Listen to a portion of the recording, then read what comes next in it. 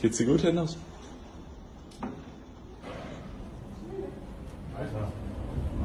Oh, das ist ein Tornado. Scheiße. Ey, das war ein Keller gewesen, oder? Wo ist er denn da hinten, ne? Mal da. Ein bisschen, glaube ich, weg. Da ist er, der Tornado.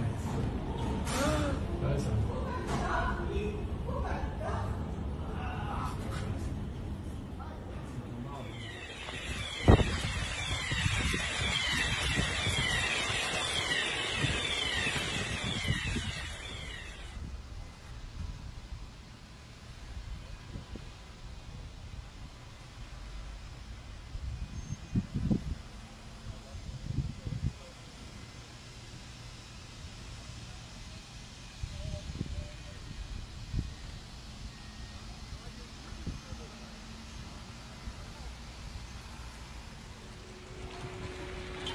Ich schicke dir mal ein Foto von dem Raum.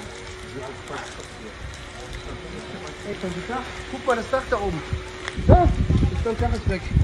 Boah. Ey, krass, da auch. Alter Verwalter. Ey, da vorne auch. Überall die Dinger weg. Ich glaube, guck mal, ob ich einen anderen Platz hier kriege, weil wir kommen hier, ich denke mal, wenn ich die Gänge habe,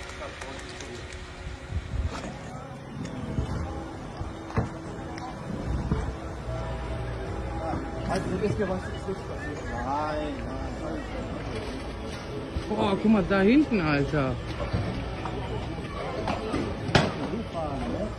Aber ich hab da hinten gefahren. Wir fahren von hinten.